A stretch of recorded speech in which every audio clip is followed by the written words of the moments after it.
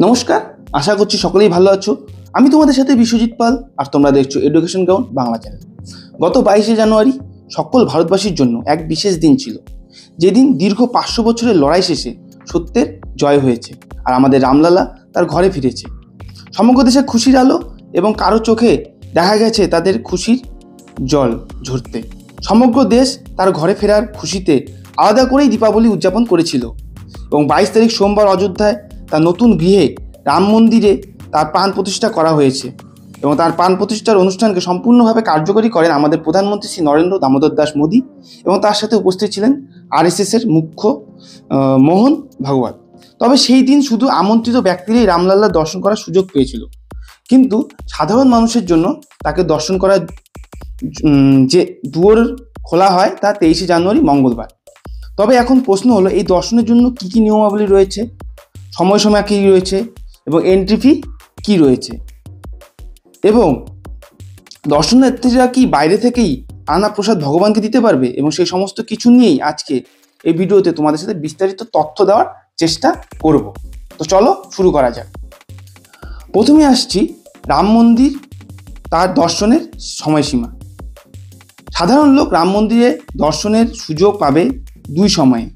প্রথম সকাল 7টা থেকে 11:30 পর্যন্ত এবং দ্বিতীয় সময় আসছে দুপুর 2টো থেকে সন্ধ্যা 7টা পর্যন্ত।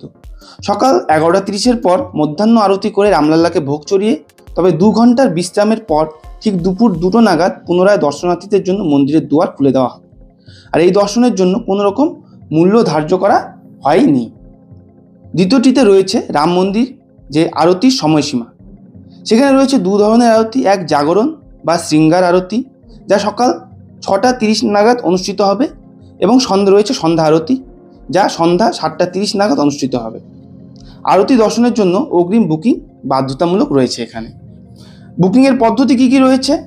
বুকিংয়ের পদ্ধতি বুকিং করতে গেলে srjbtk.org এই সাইটে গিয়ে নিজের মোবাইল নম্বর দিয়ে লগ ইন করতে হবে। তারপর সেই নম্বরে আপনার একটি ওটিপি আসবে রেজিস্ট্রেশনের জন্য। তারপর মাই প্রোফাইল অপশনে গিয়ে আরতি দর্শনের জন্য নির্দিষ্ট স্লটকে বুকিং করতে হবে। তারপর মন্দির প্রাঙ্গণে প্রবেশের পূর্বে সেই পাস মন্দির কাউন্টার থেকে সংগ্রহ করতে হবে।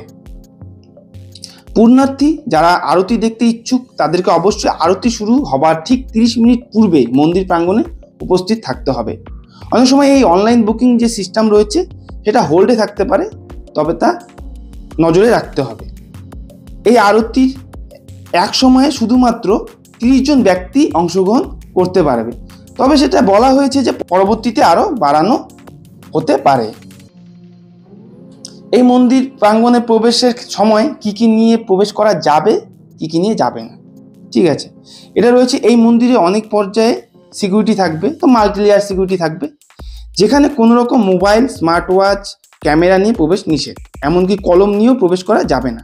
কোনো রকম ইলেকট্রনিক ডিভাইস নিয়েও প্রবেশ করা কঠোরভাবেই নিষেধ করা হয়েছে। আর এই সব কিছু রাখার জন্য সেখানে লকারের ব্যবস্থাও রয়েছে, তো দর্শনার্থীরা অবশ্যই লকার ব্যবহার করতে পারে। শ্রীরাম জন্মভূমি তীর্থ ট্রাস্ট এর যে মহাসচিব চম্পত রায় তিনি বলেছেন যে রাম মন্দিরের ভক্তরা বাইরে থেকে কোনো রকম প্রসাদ এবং ফুল ও মালা চড়াতে পারবে না। দর্শনের পর দর্শনার্থীকে মন্দিরের তরফ থেকেই প্রসাদ দেওয়া হবে।